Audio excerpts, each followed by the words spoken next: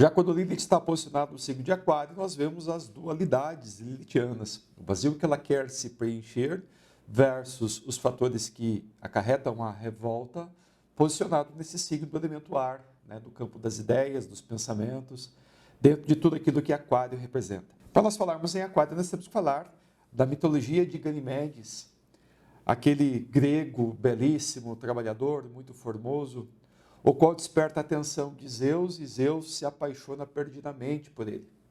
Se manifestando como um ser humano, Zeus tem relações então com Ganimedes e de tão apaixonado, tão enamorado que está, faz o convite para que ele vá morar no Olimpo.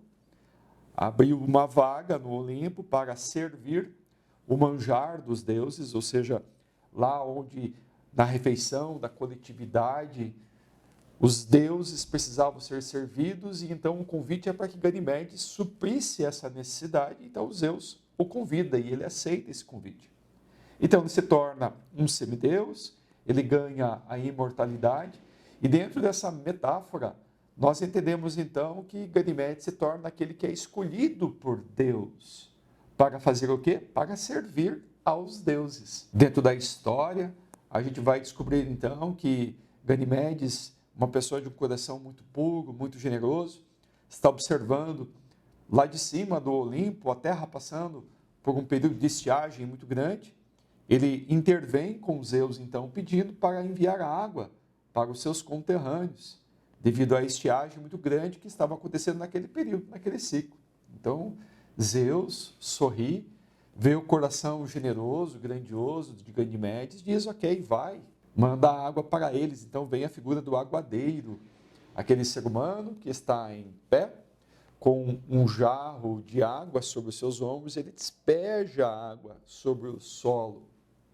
Dentro dessa gigante metáfora, dentro do mito, nós encontramos então este ser escolhido por Deus, que tem um sentimento de missão na vida. Aquário, ele está conectado com o campo das ideias, o campo dos valores, o campo dos ideais, aquilo que eu vejo para o futuro, com aqueles lemas de liberdade, igualdade e fraternidade, assim como nós vemos dentro da Revolução Francesa. Aquário representa, então, revolta, revolução.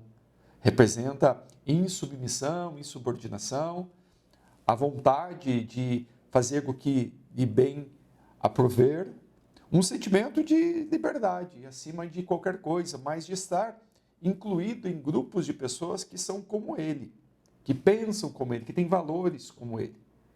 Aquário é o lado antagônico de Leão, enquanto que Leão olha para a sua vaidade, olha para o prazer. Aquário, ele se abstém da sua vaidade, ele se abstém do prazer, porque há um sentimento muito maior de servir à humanidade, de fazer algo grande com a sua jornada e de se, alguma forma, incluir em grupos de pessoas que podem estar isolados, por se sentirem diferentes socialmente.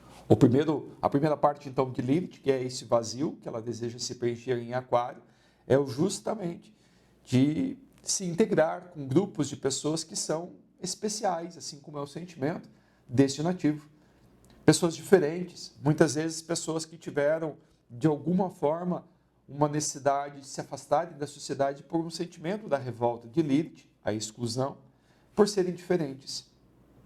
Este vazio por liberdade faz com que essas pessoas, então, lutem muito, briguem muito pela sua liberdade. Este vazio de fraternidade faz com que elas desejem, acima de tudo, estar em grupos de pessoas de forma a criar laços de uma irmandade. Então nós vemos muitos grupos sociais de pessoas que são excluídas, se sentem excluídas, aqueles grupos minoritários, com dezenas de bandeiras diferentes, em que eles estão se unindo em prol dessa liberdade, em prol dessa igualdade e em prol desta fraternidade. As questões ligadas a esse simbolismo dessa união geram uma necessidade de uma bandeira maior a ser defendida, a nossa bandeira de união. Então, há um servir dentro desse grupo, há um servir dentro da coletividade, há uma vontade de cumprir uma missão que é maior do que o meu próprio ego, do que a minha própria vaidade. Inclusive, são os fatores que mais geram revoltas para o nativo desse posicionamento, olhar para essas pessoas excessivamente vaidosas, excessivamente egóicas. Então, talvez até mesmo a questão da vaidade que as pessoas têm.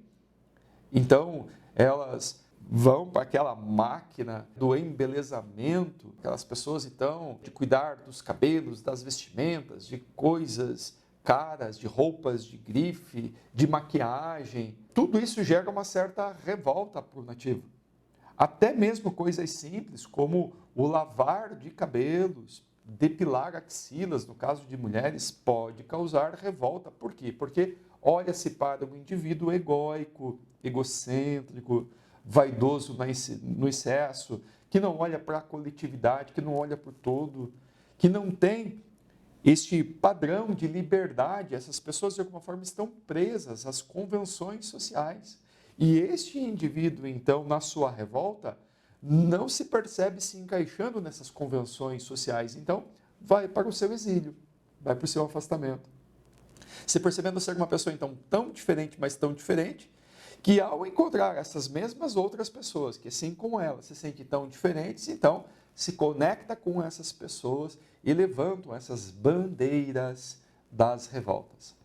A revolta vai vir contra a sociedade, vai vir contra tudo aquilo que, de alguma forma, dentro das regras, das normas, daquilo que a maioria gosta de fazer, não olhando para a minoria, a revolta contra o patriarcado, contra os governos, contra a dominância, a vontade lá da Revolução Francesa de liberdade, de igualdade, de fraternidade, a luta contra os governos, contra os governantes, contra o sistema, onde nós olhamos para este vazio que esse indivíduo está querendo se conectar. Quando nós olhamos para esse sentido missionário, Aquário quer, de alguma forma, servir à vida, servir a algo maior. Tem esse sentimento, então, de olhar para a humanidade, de fazer pela humanidade algo que está no seu ímpeto mais profundo, conectado com essa mitologia de Ganimedes. Eu me sinto diferente, eu me sinto um escolhido.